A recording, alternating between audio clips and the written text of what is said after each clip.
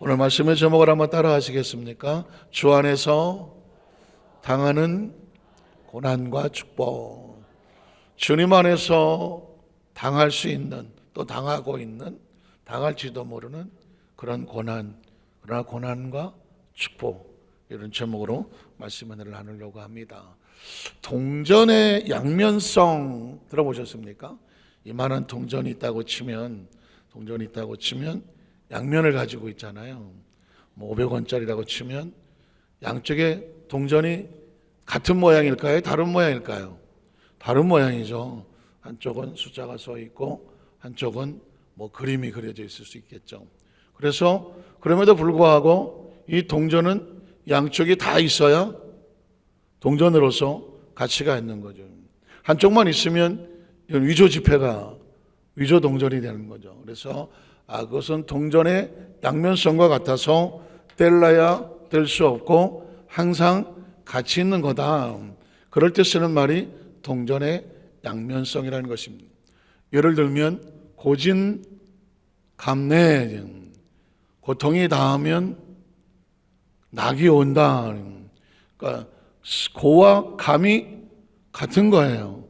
고통이 있었는데 고통이 다가면 고생 끝에 낙이 온다 하는 것처럼 고생은 홀로 존재하지 아니하고 견디고 이기는 자에게 낙으로 바뀌어버리는 것이죠. 고진감래라는 것은 고생 끝에 낙이 온다. 뗄래야 뗄 수 없는 것처럼 시편 126편에도 보면 눈물로 씨를 뿌리는데 눈물로 씨를 뿌려요.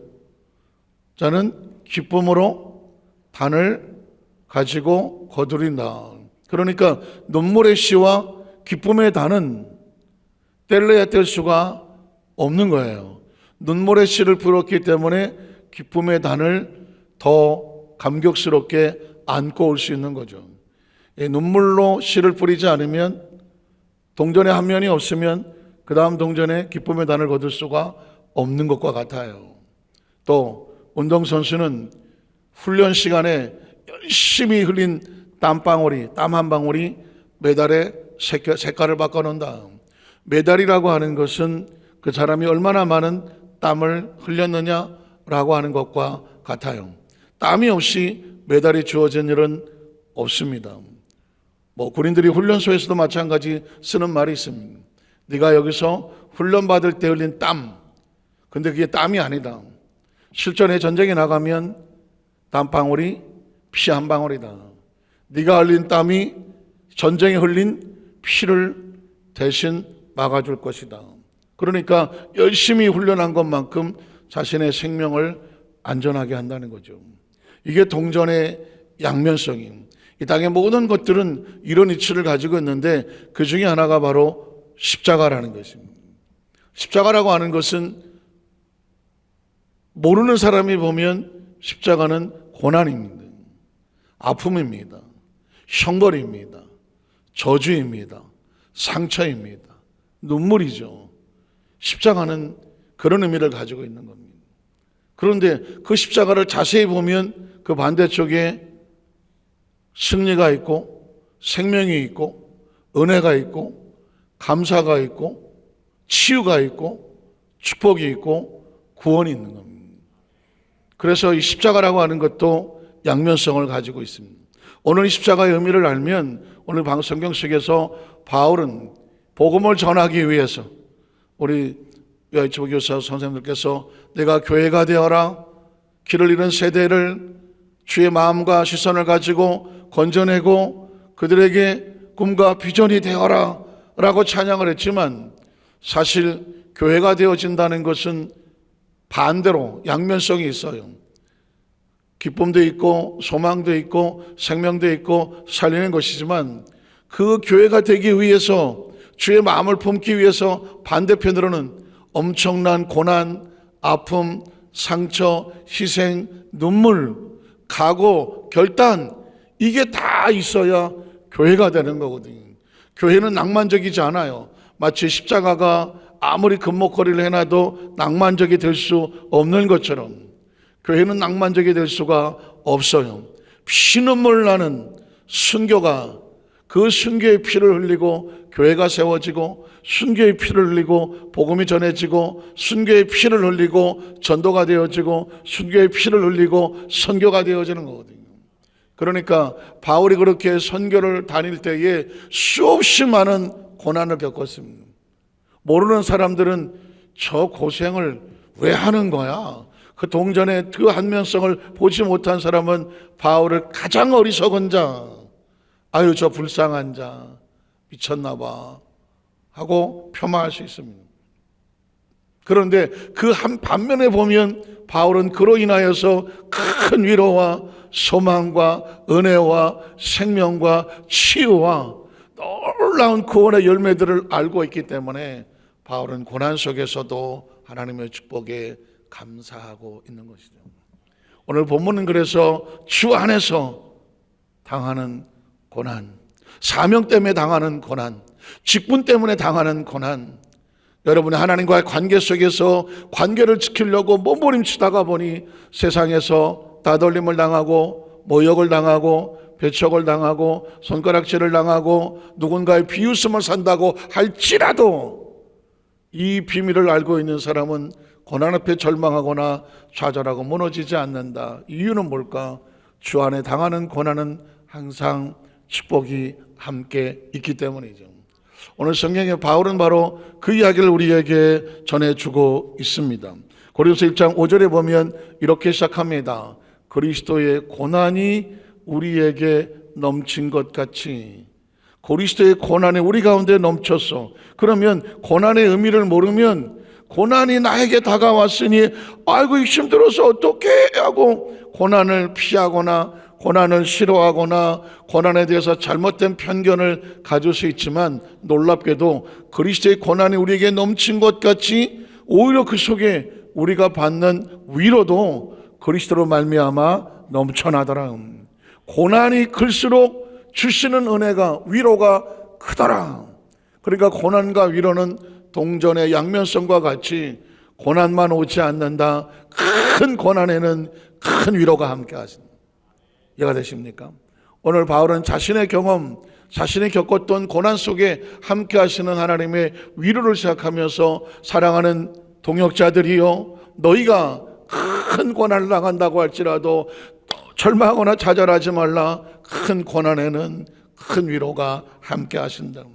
마태복음 26장을 보면 그리스도께서 당한 고난이 있습니다.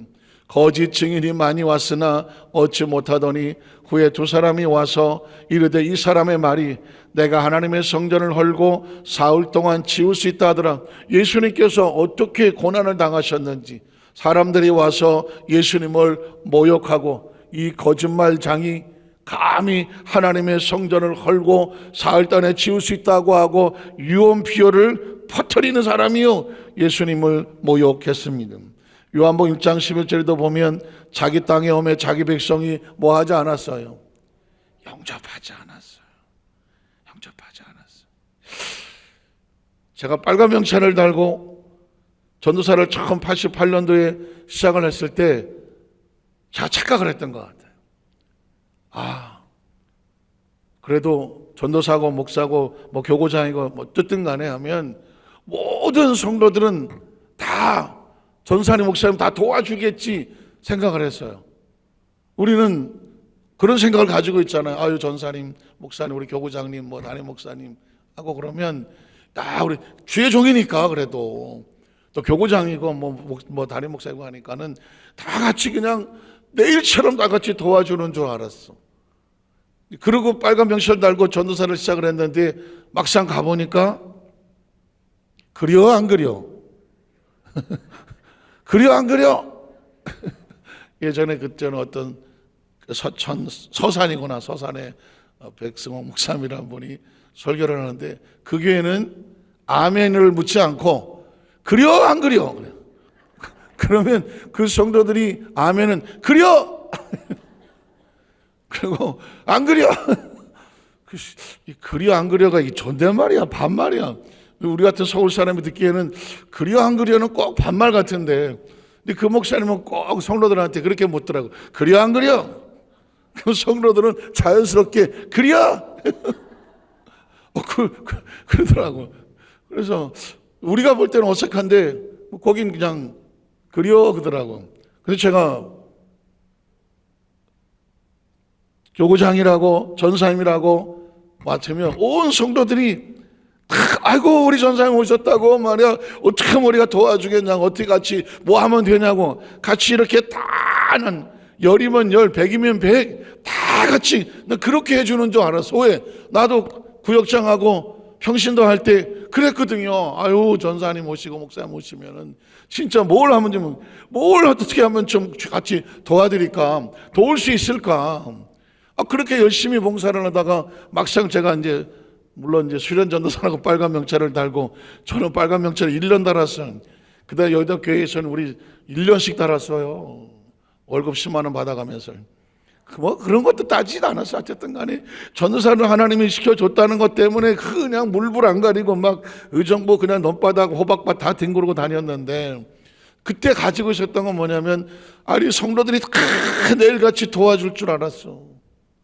근데 다 같이 도와주는 사람만 있는 것 같아요? 없는 것 같아요? 간혹 없더라고. 간혹. 그래서 그때 이제 조금 충격이었어요. 이게 목회라는 게 이게 다 힘을 줘서 함께 가는 게 아니구나. 그 중에 어떤 사람은 자기 마음에 들면 아이고 뭐가 또 아이고 뭐 이렇게 하다 보면 이쪽에 더 신경 쓰는 것 같으면 아유 저쪽 우리 난 신경 안 쓰고, 그래도 여기서 또 막 그래갖고 막 뒤에서 막 아유 전사님 말이야 저쪽 조금만 신경 쓰고 우리는 신경 안 쓰고. 아니 뭘 신경 하지, 조금만 거기 있다 왔잖아요. 그랬더니 그래도 왜 저쪽만 보는 것 같아. 그래서부터 이게 목회라는 게 이게 성도가 더불어서 하나님이라는 게 아니라 이쪽 저쪽 눈치 보다가 눈깔이 영째 돌아가거든요. 그 당시 처음 시작할 때 막 그랬어요. 그런데 그래서 목회자는 마지막까지 잘 오려면 뭘 해야 되냐면, 어떤 소리를 듣고 어떤 생각을 들어도 그때 제 마음속에 두었던 마음을 쓰레기통을 만들어야 돼요. 옛날에는 쓰레기통에다가 쓰레기를 담고 거기를 다 불을 질러서 태웠어. 뭐가 들어갔든지 나올 때는 다 재가 돼서 나와야 돼. 주의 종들이라고 하는 것은 어떤 소리를 들어도 있는 대로 반응을 하면 안 돼. 다 들으면 여기서 다 태워서 나갈 때는 재로 나가서 뭐가 들어왔는지 정체를 모르게 해야 돼. 그거를 듣는 대로 여기 가서 이 얘기 들었다고 권사님 얘기해서 그랬지 여기다가 그대로 얘기하면 난리가 나는 거예요.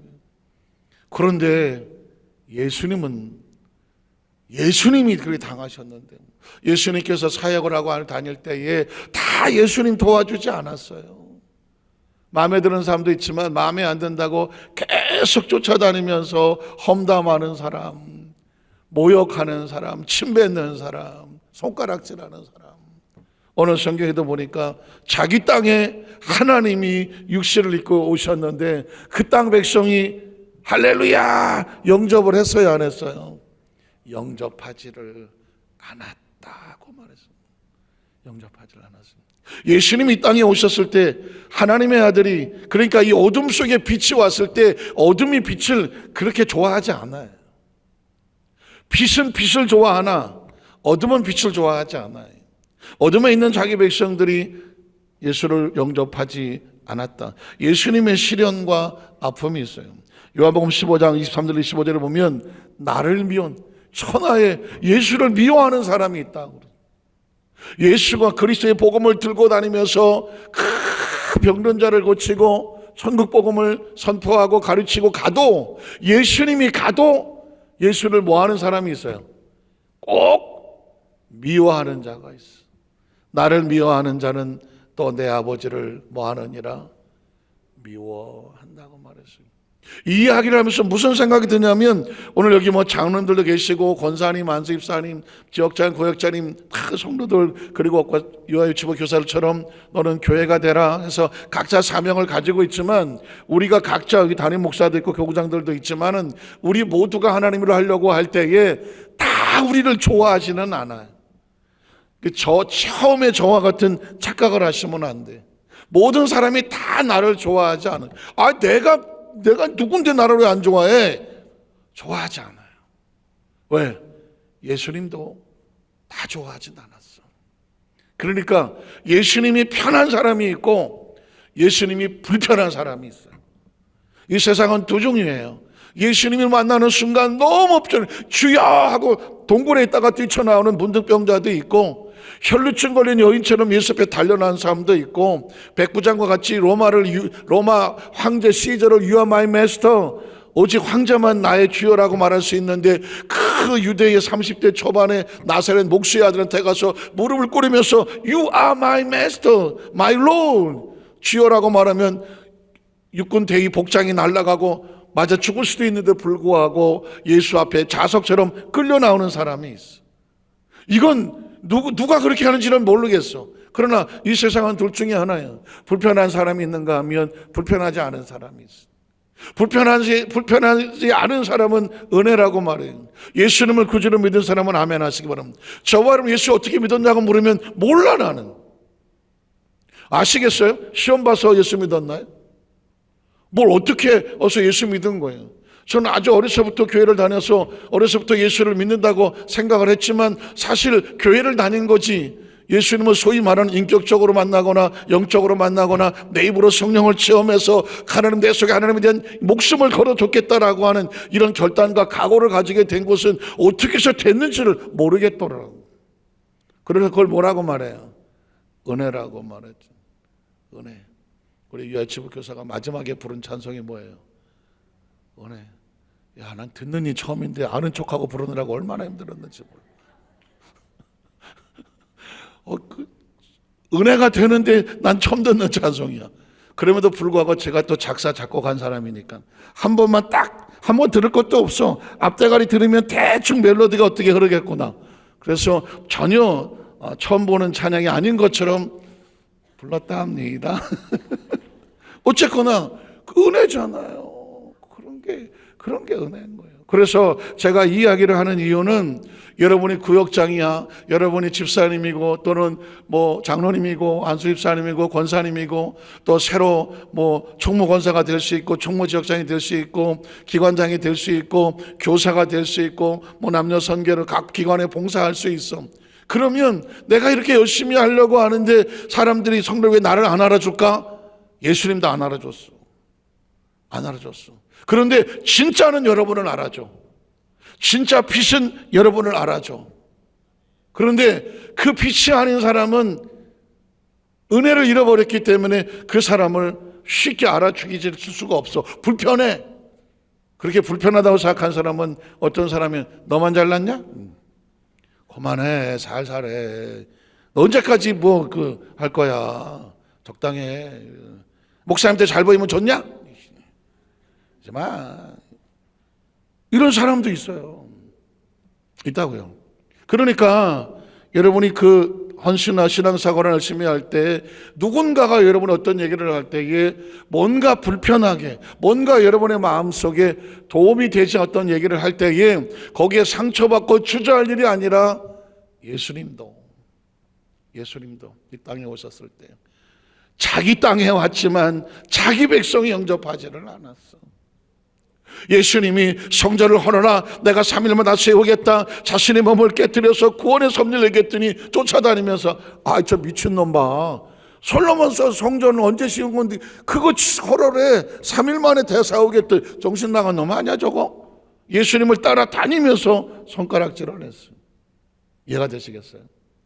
그가 왜 고난을 당하실까? 그가 왜 배척을 당하실까? 그가 왜 모욕을 당하실까? 그가 당하는 고난, 배척, 모욕, 배신, 배반, 손가락질, 그가 당한 이 고통을 통해서 예수님도 저기를 갈 때에 모두가 다 나를 좋아하는 것은 아니구나. 그럼 어떻게 해야 돼? 누군가 나에게 침을 뱉고 손가락질을 하고 딴지를 거리고 깐죽거리고 사사건건 붙잡고 늘어질 때에 그 사람 때문에 그 사람만 생각만 하면 당장 그만두고 싶잖아. 당장 그만두고 싶죠. 내가 저 소리 들으려고 내가 지금 이거 하고 있는 거야? 생기죠. 그때 주님은 말씀합니다. 나도 배척당했어. 나도 내 백성이 나를 영접하지 않았어. 나도 내가 한 말을 뒤로 꼬아서 이 사람이 성전 무너뜨리면 다시 세운다고 한 그놈이라고 쫓아다니면서 손가락질했어. 쫓아다니면서 있는 소리 없는 소리 다 하고 다녔어. 뭐 좀 하려고 하려면 돌아다니면서 나쁜 소문 뒤에서 다 하고 다녔어. 그러니 어떻게 하라고요? 나도 그 길 갔단다. 너도 주저앉지 마라. 그것 때문에 상처 있고 절망하고, 사람 때문에 사명을 놓치지 마라. 사람 때문에 직분을 놓치지 마라. 사람 때문에 하나님과의 관계를 놓치지 마라. 사람 때문에 은혜 놓치지 마라. 사람 때문에 그 자존심 때문에 하나님 맡겨진 이 귀한 하나님과의 관계를 놓치지 마라. 오늘 성경은 우리에게 그 이야기를 하고, 저는 그 말에 100% 동의를 합니다. 왜냐하면 저도 이때까지 여기 오면서 얼마나 많은 시련과 아픔과 눈물과 고난을 겪고 왔는지 몰라요. 그 이야기가 여러분들에게 이렇게 고백을 한다면, 아유 저 좀 알아주세요, 이런 이야기가 아니에요.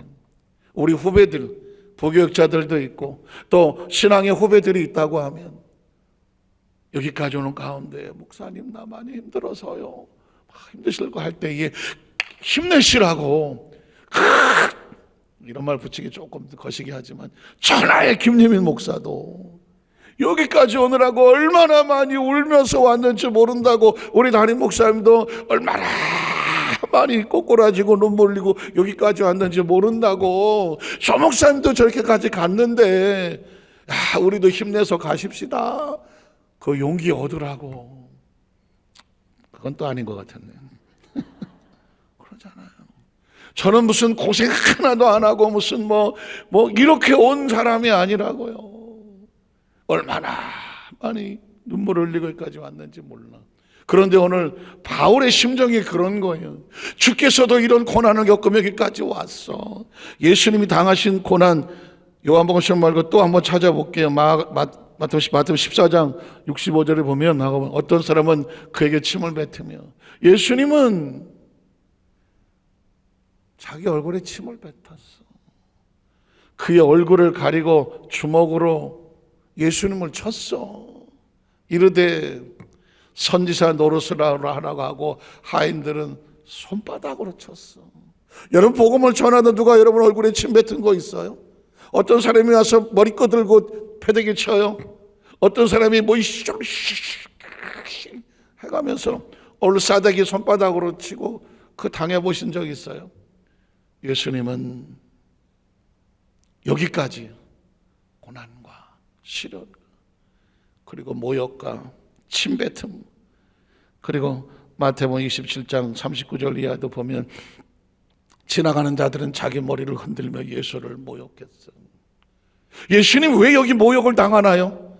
십자가를 치고 골고다로 올라가는 그 가운데에 사람들은 주여, 그 십자가에 고난당하는 예수를 바라면서 내가 같이 고난당하지 못하는 안타까움을 가지고 쭉 따라가는 사람이 있는가 하면, 아이고 꼴 좋네, 꼴 좋아 하면서 예수를 모욕하고, 또 성전을 헐고 사흘 만에 짓는 자여 피아냥거리고, 네가 만약 하나님의 아들이었던 자기를 구원하고 십자가에서 내려오라고 피아냥거렸고, 또 그런 고백을 통하여서 예수를 조롱하고, 그 조롱당하는 예수를 보며 낄낄거리고 웃고 떠들었습니다.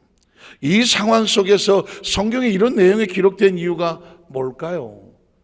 그 고난 가운데 주시는 위로가 있다고 그래서, 주께서 당하신 그 길을 걸어가심으로 인하여 우리가 그 길을 걸어갔을 때에 그분이 우리의 아픔을 알고, 모욕당함을 알고, 손가락질 당함을 알고, 침뱉음 당함을 알고, 우리 피난당함을 누가 하실까? 그가 아시죠. 저는 예수님이 철저하게 인자가 되시는 것에 대한 은혜를 받는 사람입니다. 왜냐하면 예수님은 하나님의 아들이잖아요. 하나님이시잖아요. 슉 포포포포포포 가시잖아요. 맨이 아니라. 그러니까 인간하고는 게임이 안 되시는 그 절대 전능하신 분이잖아요. 그러니까 그 절대 창조주가 피조물의 아픔을 알 수 있겠어요? 알 수가 없는 거죠. 그런데 그가 자기를 낮춰서 육신의 몸으로 이 땅에 우리와 같은 육체를 가졌다. 육체를 가짐으로 인하여 육체가 당하는 아픔과 상처와 눈물과 그 고통을 그가 아신다는 거죠. 그가 아신다는 거예요. 그래서 그 아심이 있기 때문에 내가 슬플 때 그가 내 슬픔을 그가 아시는구나. 내가 이렇게 처절하게 모욕을 당할 때 이 비참함을 예수님이 아시는구나. 내가 막 어떤 아픔으로 인해서 견딜 수 없는 충격을 받고서 어떻게 하지 하고 할 때에 그 충격의 감정을 예수님이 아실까요? 모르실까요? 그가 아신다는 것에 대한, 그가 아신다고 하면 그가 나의 감정을 똑같이 느끼고 공감을 하고 그러신다면 그분이 어떻게 하시겠어요?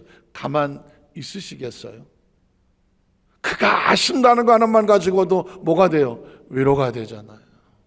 왜냐하면 그가 아시면 그냥 가만히 있으실 분은 아니신 거거든요. 그래서 그리스도의 고난이 우리에게 넘친 것 같이 우리가 받는 위로도 그리스도로 말미암아 뭐한다? 넘치는도다. 제가 지난번에 한번 말씀드렸지만 간증 하나만 하고 말씀을 마치겠습니다.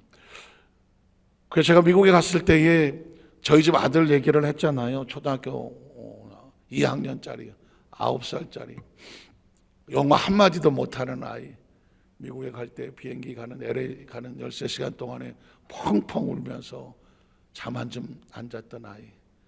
그 아이로 인해서 우리 사람도 마찬가지겠지만 저는 제 속이 청갈래 망갈래가 찢어지고 피투성이가 돼서 속이 끓을 대로 끓고 처참했었던 그런 아이를 데리고 미국 생활을 처음 시작을 할 때에 제 머릿속에 영원히 잊혀지지 않는 하나의 사건은 이 아이를 데리고 미국 학교에 처음 집어넣던 날, 어리석더라고요. 아버지라고 데려갔는데 할 게 없는 거예요. 영어 한마디 못하는 애 갖다가 미국 영화의 그 교실에다가 앉혀놓고 그나마 좀 크리스나 킴인가? 얘는 한국 사람이구나. 그래서 한국말을 좀 하게 되면 영어 한마디 못하니까 그 옆에다가 자리를 좀 이렇게 앉혀놓고 애한테 부탁을 했죠. 혹시 얘가 영어 한마디 못해. 그러니까 크리스탄 네가 좀 이렇게 중간에 통역도 해주고 좀 네가 돌봐줄래? 그랬더니 오케이 뭐 하더라고요. 거기까지 다 해놓고 종이 울려서 이제 나가야 되네요. 나가야 되는데 우리 아들을 붙잡고 제가 그런 소리 했다고 전에 야 김재현 너 수업 시간에 떠들지 말고 선생님 말씀 잘 듣고 친구들하고 싸우지 말고 사이좋게 지내. 이게 아주 레파토리더만 내가 가만히 보니까. 왜냐면 그 시간에 뭐 해줄 말이 없어. 영어 한마디 못한 놈이 무슨 수업 시간에 떠들겠어. 그리고 친구가 처먹은 놈이 뭔 친구랑 떠들겠어. 뭘 싸우겠어. 근데 그냥 해줄 말이 그거밖에 없어. 근데 그때 저희 아이가 제 손을 붙잡고 얼굴 빨개 갖고 지도 상황이 이게 심상치 않은데 아빠가 옆에 있을 때는 그래도 뭐가 그냥 가만히 있었는데 이제 아빠가 손을 놓고 나가려고 하니까 얘가 저를 붙잡고 한다는 말이에요. 아빠, 왜? 했더니 지원이 잊지 마세요 그러더라고. 지원이 잊지 마세요. 그 얘기는 잊지 말고 데리러 오라는 거예요. 와, 그 얘기를 못 잊어요. 이 아이가 나한테 할 수 있는 이야기, 엄마 아빠한테 할 수 있는 이야기가 뭐냐면 자기를 잊지 말고 데리러 와달라는 거예요. 그래서 그래, 꼭 내가 너 끝나면 데리러 올 테니까 수업 시간에 떠들지 말고 선생님 말씀 잘 듣고 친구들하고 싸우지 말고 그렇게 놓고 나왔어. 우리 사람하고 9시쯤 수업 시작했으면 오후 한 3시인가 뭐 2시인가 좀 돼. 그때까지 이제 이따가 데리러 가는데 제가 그 시간 동안 우리 사람도 마찬가지겠지만 속이 어땠을 것 같아요. 생판 영어 한마디 모르는 애를 갖다가 그 미국 학교에 집어넣고 얘가 거기서 대여섯 시간을 어떻게 견뎌낼까 생각만 하면 아이고 차라리 내가 뭘 하는 게 낫지. 이 아이가 얼마나 거기서 당황하고 놀라고 고통스럽고 뭐 어떻게 할지 모를 거 아니에요. 얘가 지금 그 아이가 어떤 심정일지는 그냥 상상은 됐지만 실제를 모를 거 아니에요. 그때 우리 사람 잘은 그랬을 거예요. 지원아 1시간 지났다. 1시간이라서 이제 5시간 남았어. 또 1시간 지났다. 4시간 남았어. 하나님 우리 아들을 지켜주셔서 너무 그냥 그 시간을 잘 해달라고. 각 데리러 가는 시간까지 내내 울고 있었어. 내내 기도하고 있어. 그리고 이제 시간 돼서 우리 사람 둘이 가갖고 이제 데리러 와야 되니까는 뺑 하고 종이 울리고 문 열렸을 때 나왔을 때 혹시라도 엄마 아빠 얼굴 못 보고 또 있을까봐 이렇게 이거 하는 거 있잖아요. 자식 앞에서는 부모가 그냥 뭐 없어. 어떻게든지 빨리 얼굴 보여주려고. 야 지원아 저기서 아빠 엄마 하고 그냥 얼굴 빨개서 그냥 와서 걔를 끌어안고 뭐라 그랬겠어요? 너 수업 시간에 안 떠들었지? 너 선생님 말씀 잘 들었지? 친구들하고 사이좋게 지냈지? 이 아이를 한참 붙잡고 시험 사람하고 그리고 나서 둘이 햄버거 먹으러 갔어요. 셋이서. 그런데 나중에 제가 새벽 예배 드리면서 펑펑 울면서 하나님 앞에 기도할 때 제가 모세를 형님을 만났다는 얘기 들었잖아요. 그 얘기 나중에 얘기를 하고 어쨌든 간에 또 어느 날 모세보다 더 크게 통곡하는 소리가 들렸어. 그래서 형님이요? 그랬더니 모세가 아니래. 자기 아니래요. 그게 누구냐고 그랬더니 물었잖아요. 한 번. 하나님이라고. 저는 개인적으로 제가 기도하면서 뭐 말씀으로 하나님 음성을 듣기도 하고 뭐 성령 감동이 있었지만 하나님과 대화를 하긴 처음이야. 대화를 하기는 누구냐 그랬더니 하나님이라고 그래요. 근데 제가 그때 좀 삐졌어. 하나님이 왜 통곡을 하세요?